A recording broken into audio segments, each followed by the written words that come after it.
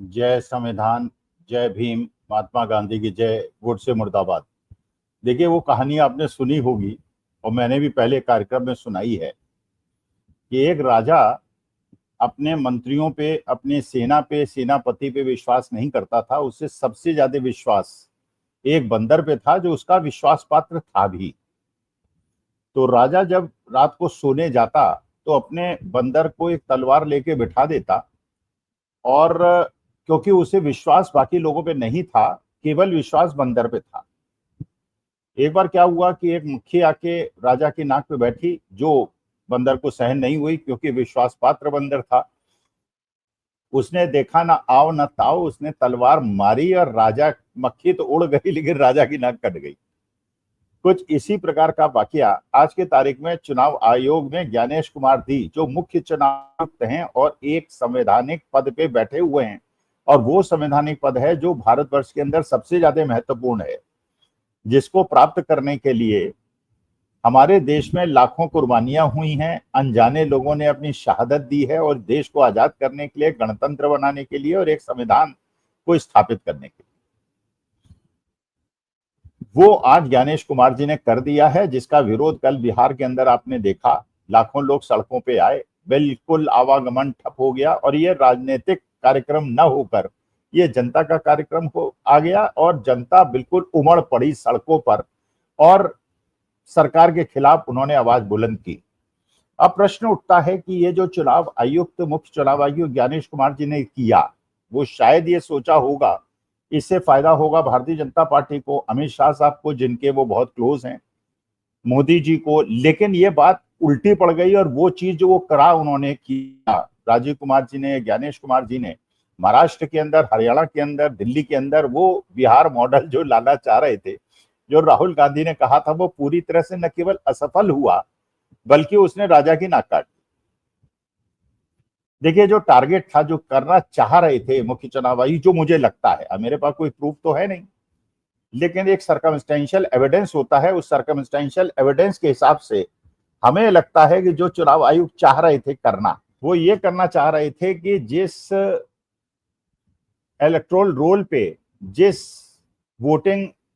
आधार पे लाखों लोगों ने, करोड़ों लोगों ने वोट दिया, और जिसके आधार पे मोदी जी प्रधानमंत्री बने 2024 में, और जिसमें एक बहुत बड़ा योगदान बिहार का भी रहा, जहां 40 में से 30 सीटें भारतीय जनता पार्टी और उनके सहयोगी दलों को मिली। अगर ये 30 सीटें न मिली होती तो आज शायद मोदी जी प्रधानमंत्री न होते। तो चुनाव आयुक्त जो चाह रहे थे, वो ये चाह रहे थे, क्योंकि भारतीय जनता पार्टी ने उनको बताया था कि इस बार बिहार का चुनाव जीतना संभव नहीं है, और अगर बिहार का चुनाव भारतीय जनता पार्टी और उनके अलाइज हार गए, तो मानी बात है कि दिल्ली की सरकार भी खतरे में पड़ जाएगी। जो दिल्ली चुनाव से नहीं हुआ, हरियाणा चुनाव से नहीं हुआ, महाराष्ट्र चुनाव से नहीं हुआ, क्योंकि जो सबसे बड़ा सपोर्ट मिला हुआ है आज के तारीख में मोदी जी को प्रधानमंत्री बनाने का, वो बिहार से मिला हुआ है। अगर ये 12 सदस्य जो नीतीश कुमार जी के हैं, जेडीयू के हैं, और जो 5 सदस्य चिराग पासवान के हैं, 17 लोग अगर सपोर्ट विड्रॉ कर लेते हैं, देखकर कि विधानसभा के अंदर उनकी भद पिट गई है और एनडीए पूरी तरह से हार गया है, तो मानी बात है कि मोदी जी की सरकार भी गिर जाएगी। तो चैलेंजेस तो मोदी जी के लिए बहुत बड़े हैं। बिहार का इलेक्शन जीतना उनके लिए बहुत ज्यादा महत्वपूर्ण हो गया। तो उन्होंने जो एक, पहले भी आपने देखा झारखंड के इलेक्शन में, दिल्ली तक के इलेक्शन में, उन्होंने एक नैरेटिव बनाया था कि ये सरकारें, आम आदमी पार्टी की सरकार अरविंद केजरीवाल की दिल्ली के अंदर, और झारखंड की सरकार सोरेन जी के अंडर में, ये घुसपैठियों को बिठाते हैं और रोहिंग्या को बिठाते हैं। लेकिन जब ये प्रश्न पूछा गया कि भैया रोहिंग्या को रोकना और देश के अंदर उनको न घुसने देना तो केंद्र सरकार का काम है, गृह मंत्रालय का काम है, क्योंकि बीएसएफ, सीआरपीएफ, जितने भी फोर्सेज हैं वो सारी सेंट्रल गवर्नमेंट, और 50 किलोमीटर तक का एरिया जो सीमावर्ती इलाका में है वो गृह मंत्रालय के अगेंस्ट अंडर में है। चाहे वो वेस्ट बंगाल हो, चाहे आसाम हो, उसमें राज्य सरकार का कोई लेना देना नहीं है। लेकिन एक नैरेटिव तो बना ही जाता है कि राज्य सरकारें जो भारतीय जनता पार्टी समर्थित नहीं है, वो रोहिंग्या को बिठाते हैं, और उनके भक्त लोग उसको बढ़ा के प्रमोट करके एक माहौल बना देते हैं। तो ये सोचा गया था कि पुनर्निरीक्षण के आधार पे, जो पुनर्निरीक्षण अभी 3-4 महीने पहले हुआ है, और जो हर साल हर इलेक्शन के पहले होता है, उसी प्रकार से हुआ है। लेकिन अब एक सघन SIR के नाम पे ये कहा गया कि नहीं साहब, अब तो हम बिल्कुल सघन निरीक्षण करेंगे, और उसमें जो आशंकाएं व्यक्त की गई और जो तथ्य दिए गए और जो सब्सटेंशिएटेड प्रूफ्स दिए गए, उसके हिसाब से सबको ये महसूस हुआ कि अगर ये SIR हुआ तो उसके बाद जो बिहार के अंदर करीब 8 करोड़ वोटर्स हैं, उसमें से करीब 1.5 करोड़ वोटर्स जो हैं उनका नाम कट जाएगा। और ये ज्यादातर लोग वो होंगे जो कि बिहार से बाहर नौकरी करने गए हैं, वो फॉर्म भर नहीं पाएंगे, प्रूफ दे नहीं पाएंगे। और एक चीज और सोची गई कि जो मेरे ख्याल से चुनाव आयोग, भारतीय जनता पार्टी ने सोची होगी, वो शायद ये चाहते हैं कि केवल पढ़े लिखे लोग जिन्होंने हाई स्कूल पास किया है, जिनके पास पासपोर्ट है, वही वोट दे पाए, और जो गरीब हैं, जो नहीं पढ़े लिखे हैं, जिनके पास अपना मकान नहीं है और जिनके पास राशन कार्ड है केवल, और जिनके पास आधार कार्ड है, उनको वोट देने के अधिकार से वंचित किया जाए। जबकि आप जानते हैं जब संविधान सभा के अंदर सबसे ज्यादा मशक्कत अगर किसी पैरा पे की गई थी, जो अम्बेडकर साहब ने खुद कहा है, वो इसी में की गई थी कि वोटिंग का अधिकार किसको मिले, और ये अम्बेडकर साहब ने भी कहा। और ये सबसे ज्यादा मजबूत कड़ी जो हमारे संविधान की है वो ये कि हमारे देश के अंदर गरीब आदमी के वोट की भी उतनी कीमत है जितनी अडानी अंबानी के वोट की कीमत है, और इतनी प्रगतिशील विचारधारा न तो विदेश के अंदर की गई, वहां भी बहुत देर में जाके सबको वोटिंग अधिकार मिला, लेकिन हमारे संविधान के अंदर वोटिंग अधिकार गरीब अमीर सबको मिला। और सबसे पुअरेस्ट द पुअर, उसका जो सबसे बड़ी शक्ति है आज की तारीख में कि वो राजा को बदलने की धमकी दे सकता है, क्योंकि उसके वोट का उतनी ही कीमत है जितने एक बड़े पूंजीपति के वोट की कीमत है। तो अब ये मानी बात है कि अगर उसमें केवल हाई स्कूल सर्टिफिकेट लिया जाएगा, पासपोर्ट लिया जाएगा, ये तो पढ़े लिखे लोगों के पास, ये तो अमीर लोगों के पास। अच्छा, ये सोचा था शायद चुनाव आयोग ने और भारतीय जनता पार्टी ने कि जो वोट नाम कटेंगे वो ज्यादातर नाम मुसलमानों के कटेंगे। और ये सबको पता है, सबको क्लियर गणना में सबको पता है कि बिहार के अंदर, उत्तर प्रदेश के अंदर अगर सपा का या आरजेडी का सबसे बड़ा वोट बैंक है तो मुसलमानों का वोट बैंक है। तो ये माना गया था कि मुसलमानों के नाम कटेंगे और ये कह दिया जाएगा कि ये रोहिंग्याज है और ये घुसपैठिए हैं। और लेकिन हुआ क्या, मतलब टारगेट तो किया गया था कि सपा और आरजेडी को टारगेट किया जाए, उनके वोटर्स को बाहर किया जाए जो बेसिकली मुसलमान वोटर्स हैं, क्योंकि मुसलमान वोटर्स आरजेडी को वोट देते हैं, कांग्रेस को वोट देते हैं, सीपीआई सीपीएमएल को वोट देते हैं, इंडिया गठबंधन को वोट देते हैं, और इसके साथ साथ वो नीतीश कुमार भी वोट देते हैं और चिराग पासवान और जीतन राम मांझी को भी वोट देते हैं। उन्हें लगता है ये नेता भारतीय जनता पार्टी जैसे नहीं है, ये फैनेटिक नहीं है, फंडामेंटलिस्ट नहीं है, और ये सेकुलर। अच्छा, लेकिन अब मुश्किल क्या हो गई, ये सोचा गया था, लेकिन हुआ क्या अंत में? हुआ ये कि जो मुसलमान थे उनको ये आशंका तो थी एनआरसी सीए के जमाने से कि उनका नाम जो है उन्हें देश की नागरिकता से हटाया जाएगा, तो वो लोग बड़े सतर्क थे। और सतर्कता में उन्होंने क्या किया कि उन्होंने ज्यादातर मुसलमानों ने अपने पासपोर्ट बना लिए और उन्होंने जन्म प्रमाण पत्र और ईयर ऑफ बर्थ, वो सारे डॉक्यूमेंट्स अपने पक्के रखे। जब फील्ड विजिट हुई और लोगों ने जाके देखा तो उन्होंने देखा कि मुसलमानों के गांव में, वहां मुसलमानों के पास सबसे ज्यादा डॉक्यूमेंट्स मिले। और अगर आज के तारीख में 4.5 लाख पासपोर्ट हैं बिहार के अंदर, तो उसमें ज्यादा संख्या मुसलमानों की है, क्योंकि वो सबसे ज्यादा आशंकित थे कि उनका नाम जो है किसी न किसी तरह से उन्हें भारत से बाहर निकालने का षड्यंत्र चलेगा। तो उन्होंने तो कागज तैयार कर लिए थे। तो जो आरजेडी का, इंडिया गठबंधन का और जीतन राम मांझी जी का और चिराग पासवान का और नीतीश कुमार का थोड़ा सा वोट बैंक था, वो तो इफेक्ट हुआ नहीं, क्योंकि उन्होंने कागज पक्के कर लिए। अच्छा, कागज किसने पक्के नहीं किए? जिनको आशंका नहीं थी, मानी बात है, उनको आशंका नहीं थी कि उनपे भी एक खतरा मंडरा सकता है। भाई, हिंदुओं पे खतरा कैसे मंडाएगा जब हिंदू, तो हिंदुओं पे, हिंदू राष्ट्र में खतरा नहीं होगा, ये सोच समझ के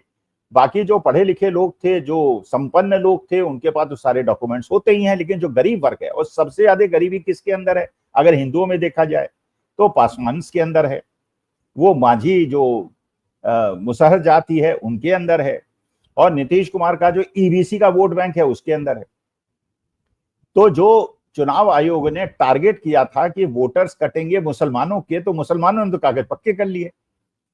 और जो मुसहर जाति के लोग हैं, पासवान जाति के लोग हैं, अति पिछड़ी जाति के लोग हैं, उनके पास क्योंकि सबसे ज्यादा अशिक्षा और सबसे ज्यादा गरीबी उस समुदाय में है, तो उनके वोटर लिस्ट से नाम कटने की संभावना पैदा हो गई। अच्छा, अब चुनाव आयोग को बात समझ में तो आ रही है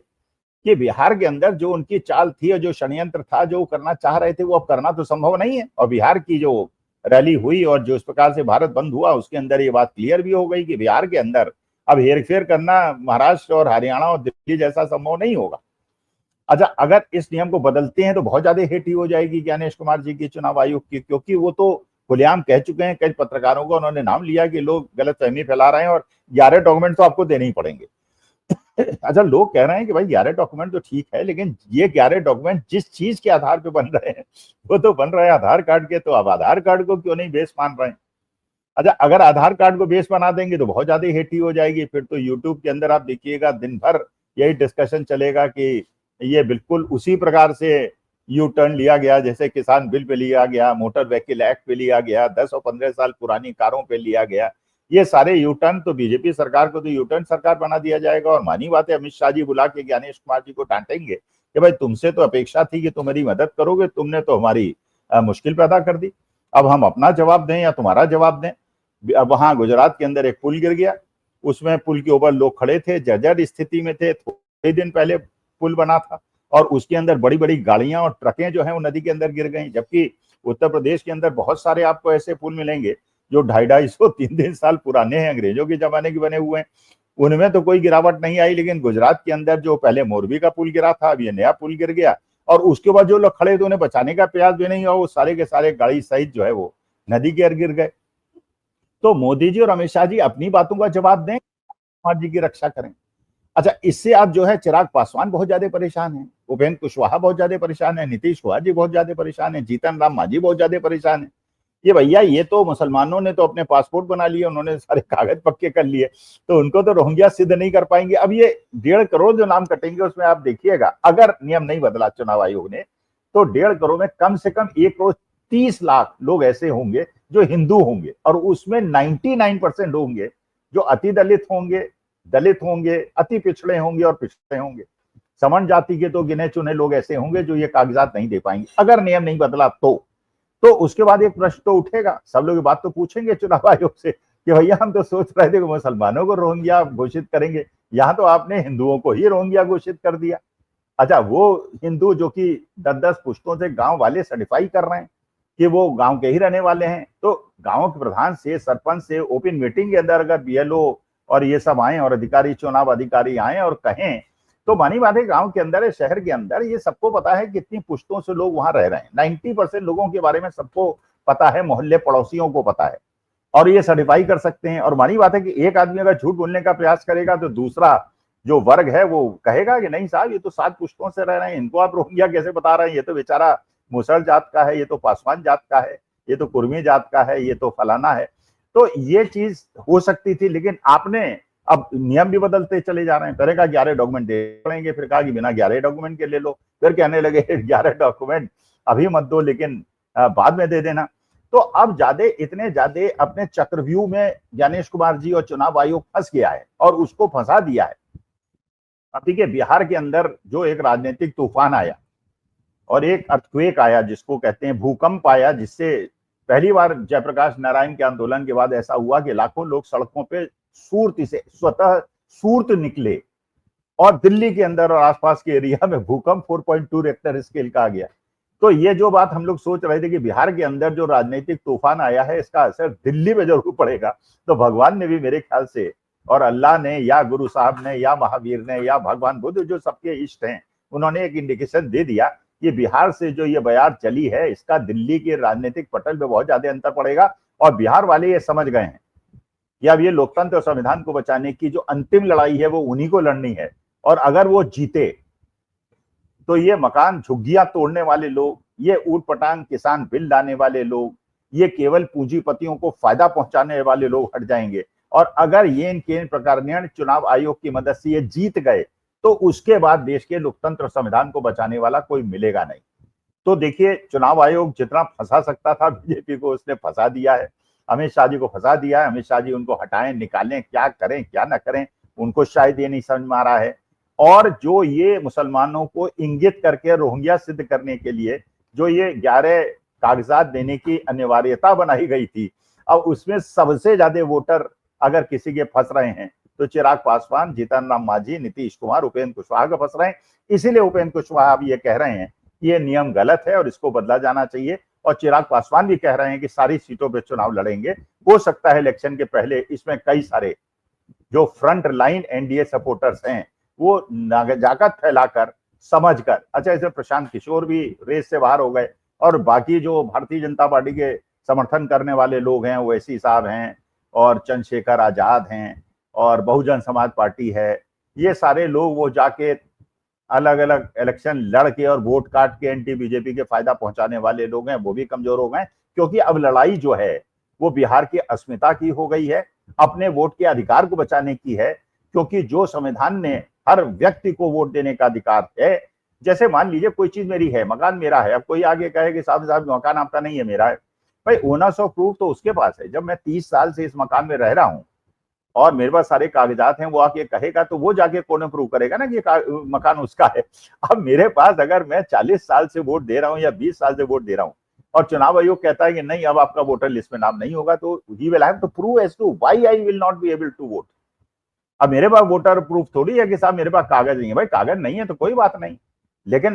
मैं तो पढ़ा लिखा यही हूं या नहीं भी पढ़ा लिखा हूं, मैं तो 7 पुश्तों के नाम बता सकता हूं, किस गांव में रहे, किस मोहल्ले में रहे, बहुत सारे लोगों की मैं गवाही दिला सकता हूं। तो डिग्री का तो पता नहीं चल रहा, उसको तो कोर्ट कह रहा है कि डिग्री मत मांगिए, लेकिन कागजात मांगना और लोगों को लाइन पे लगाने की जो दहशत मचा दी है पूरे बिहार के अंदर, वो पूरे हिंदुस्तान के अंदर भी मच सकती है। लेकिन चलिए, विपक्ष जागा, राहुल गांधी तेजस्वी जागे, ममता बनर्जी जागी, और अगर नहीं आप और हम सुधरे तो पूरे हिंदुस्तान के अंदर लाइन में हम लोग खड़े हो जाएंगे। और ज्यादातर वो लोग खड़े हो जाएंगे जिनके पास कागज नहीं है, जो गरीब हैं, जिनकी झुग्गियां तोड़ी गई हैं। और वोट देने का अधिकार छीनने का मतलब यह है आपकी नागरिकता भी खत्म हो जाएगी, आपको 4 किलो अनाज भी नहीं मिलेगा, और उसके बाद हो सकता है कि आपको किसी जेल वेल में बंद कर दिया जाए। क्योंकि आप अगर इंडियन नेशनल नहीं और वोट नहीं दे सकते तो आपको इस देश में रहने का भी, भारतीय जनता पार्टी कह सकते हैं, अधिकार नहीं होगा, जिसमें 90% लोग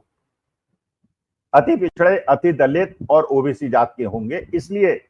जानबूझकर एक जो ज्ञानेश कुमार जी ने भारतीय जनता पार्टी के राय से कदम उठाया था, वो उल्टा उन्हीं पे पलटवार उसने कर दिया है। और अब ये समझ मेरे ख्याल से ज्ञानेश कुमार जी को नहीं आ रहा है, करें तो करें क्या। नमस्कार, धन्यवाद और प्रणाम।